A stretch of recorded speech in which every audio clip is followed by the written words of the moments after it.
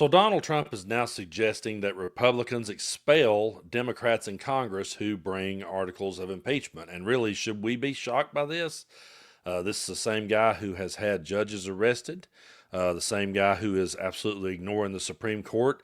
And one of his favorite things to say these days is that he's not responsible for that. He's got lawyers working on that, and they interpret what the Supreme Court says differently than what the rest of us hears right out in the open. So I would not be shocked to see this happen. And I'm going to read you this post that he posted on Truth Social.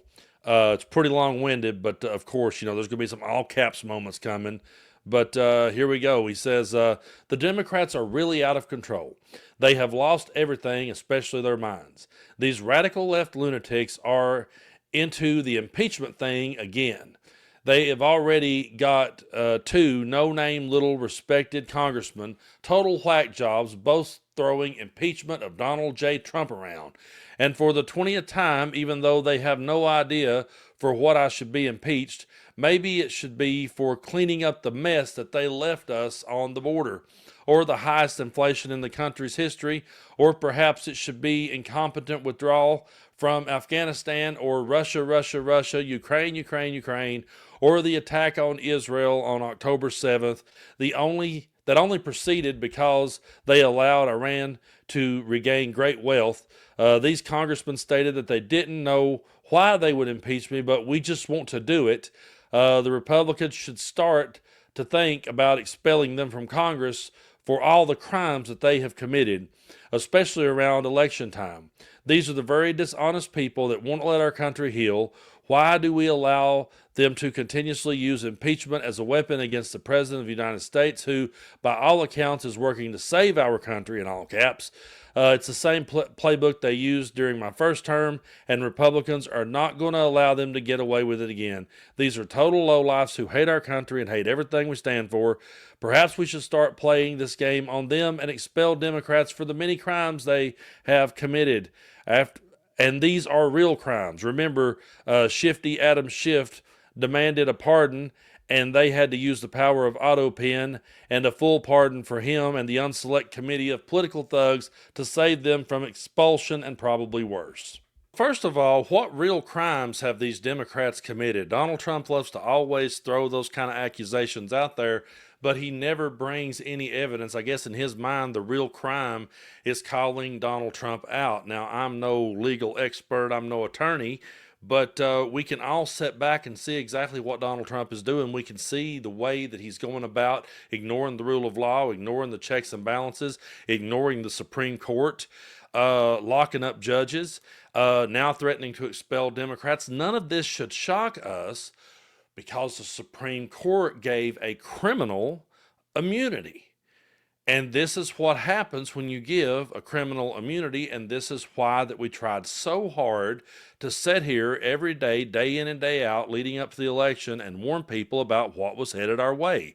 We saw it coming, plain as day. We tried to warn people. We got accused of being hyperbolic. Before the Supreme Court made the decision to allow Trump to remain on the ballot and run for president, I had the 14th Amendment practically memorized because I was saying it every day in videos. And so I've still got it marked.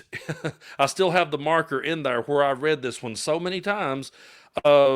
Amendment 14, Section 3, no person shall be a senator, a representative in Congress, or elector of president and vice president, or hold any office, civil or military, under the United States or under any state, who having previously taken an oath as a member of Congress, or as an officer of the United States, or as a member of any state legislature, or as an executive or judicial officer of any state to support the Constitution of the United States, shall have engaged in insurrection or rebellion against the same, or given aid and comfort to the enemies, but Congress may by a vote of 2/3 of each house remove such a disability. We sat here and we read that till we was blue in the face, and the Supreme Court went over top of everyone's head and gave this guy immunity. They gave it to a criminal, and we all talked about how insane that would be and what a stupid decision that was.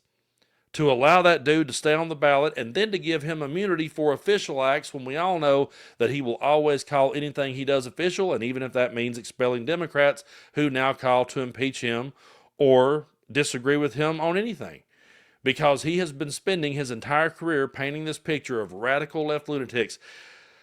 In one of the clips I played in the Elon Musk video, Elon said that he accused our side of repeating a lie over and over until it sticks. No one has got the patent on that the way Donald Trump and MAGA does. He always starts off every post, these radical left lunatics, they're sick in the head, they're crazy. And meanwhile, Democrats will lay back on the ropes and try to be the Marcus of Queensbury and have a technical boxing match with Mike Tyson, who's coming at them trying to bite off their ear. And that's the part that I want to talk about and really focus in on here. Donald Trump, to me, in my mind, is one of the most beatable candidates that ever was, and yet he keeps beating Democrats because they will never actually go for the throat. They will never actually call him out. They always tone down the rhetoric. When Tim Walz says weird, well, I don't know. Hold on, Tim. Should we really say weird?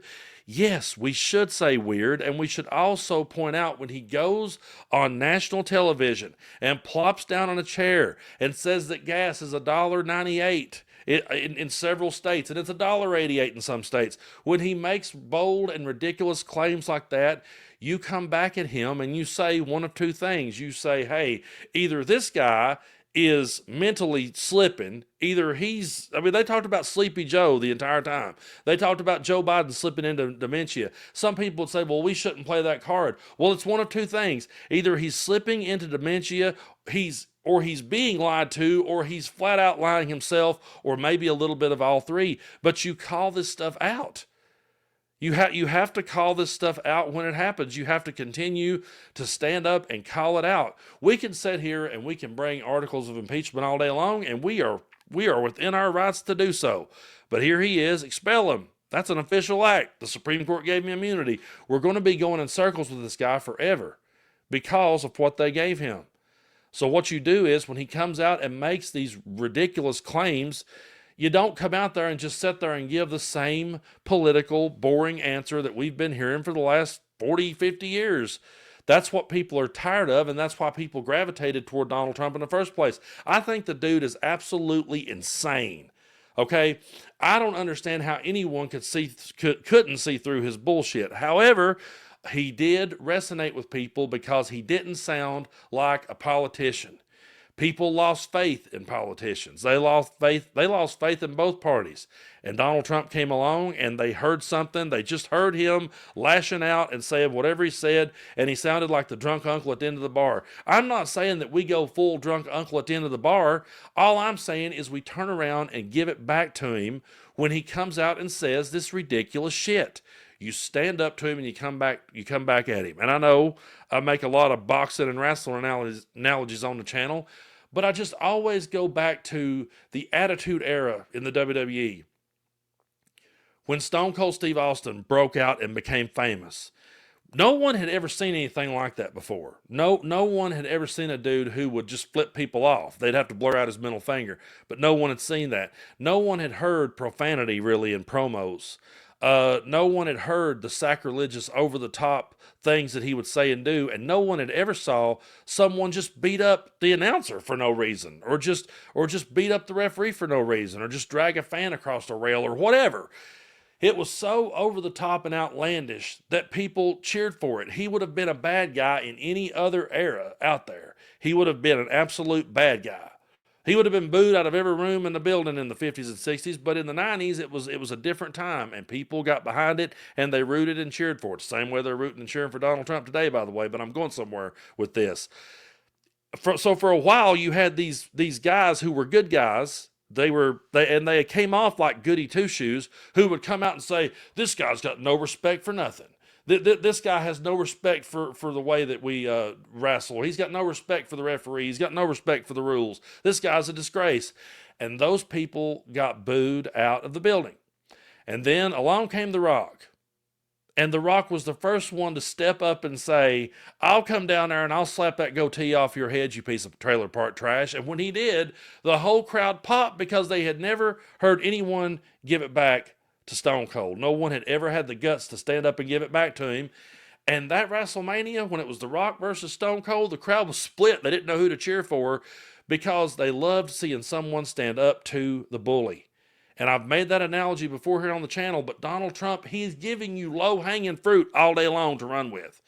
And forget the rules, okay? Forget the rules. Forget playing by them. This guy isn't playing by them. He's never going to play by them. He thinks he has immunity and can run all over top of you and expel you. So what the hell do you have to lose? What do you have to lose? You could be expelled for just saying the wrong thing at the wrong moment. You could be arrested just because they assume or they think that you did something out of turn. So you're already walking on thin ice. What else have you got to lose? If you would go out there and swing and actually fight back, the crowd would start to pop, because the one thing that people loves to see is a bully get what's coming to him. And deep down, everybody knows Trump's a bully. Everybody can see it. Hell, even the wrestler Roman Reigns, when he was asked why he endorsed Trump, he said, well, I don't really like the way that he goes after his opponents, but he has to do that to create that friction, to create that heat, and he thrives off that heat. Well, give it back to him.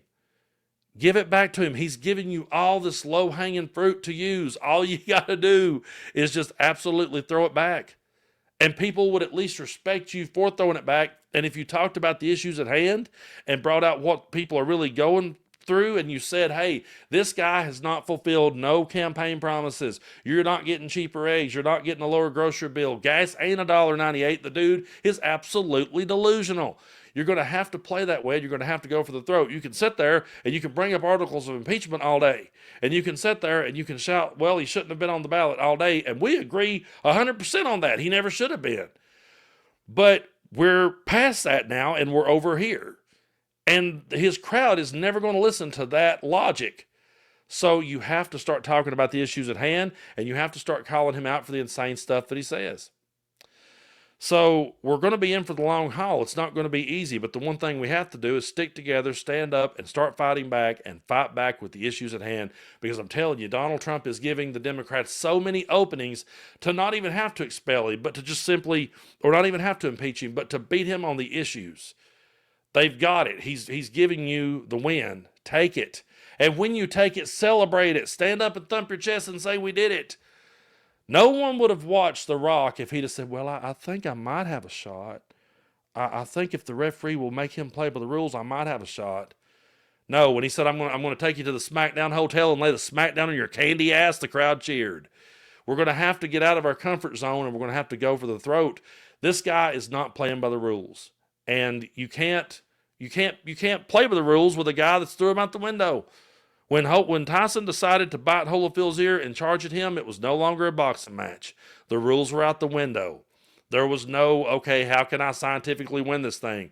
It was already over. It was already over. So we have to realize that, and we have to start standing up and fighting back. And I do believe that is why people like me can sit down in this chair and build such a following. There's so many content creators. There's so many networks across the internet. The Midas Touch Network is the #1 podcast. Why? Because they will say Donald Trump is batshit crazy. Donald Trump is insane. This is wrong. This is weird. This should not be happening. He's truly delusional if he thinks gas is $1.98. That's the way that people wants to hear someone speak. And I've said this before, it's frustrating. It's really frustrating watching all the content creators go to bat for the Democratic Party and then watch the Democratic Party go on TV and give the standard politician answer. We've got some good ones like Jasmine Crockett. We've got a lot of good ones that brings the energy, but we've got a whole bunch who still wants to sit there and go, well, okay, let's ask the bigger question here, blah, blah, blah. That goes right over people's head. You're going to have to get the bud, and you're going to have to sling shit with the monkeys. I'm sorry. He's slinging shit at the wall, and there's nothing else. You're just going to stand there and get shit on you if you don't say anything or do something back. So, yeah, I'm not surprised. Democrats probably will start getting expelled, but don't back down. And at this point, what the hell else have you got to lose? He's already holding your entire career and your livelihood over your head. So really, what do you have to lose at this point by standing up for him? If you'll stand up for him and give it back to him, people will at least respect that. That's the point I'm trying to make. But I truly do appreciate all of you for your support here on the channel. We crossed over 700,000. We're on our way to 8. And I'm just surprised every day when I tune in to see the growth. I really appreciate all of you for sticking with me. And It doesn't cost anything to hit the subscribe button. A lot of people ask me if it does. No, it doesn't. It just keeps you notified on when I release videos. You'll be subscribed. And so if you ever do want to contribute a few bucks, we have members only here on YouTube as well as Patreon, which is the link is in the description of this video. So check us out over there. I take a break from the politics over there sometimes, and we talk music and we talk candy bars, and I've reviewed cigars, and I've just talk. Hell, we've talked boxing. We talk anything to take our minds off of it, and it does us some good. So if you ever want to come over there for a break from all this madness, try it on for size for a while and see how you like it. But I really appreciate everyone for your support. But don't let this guy push you around. You got to get down in the mud and fight, and it's worth it because it's our democracy that's on the line, and we have to continue to stand and fight for it at all cost.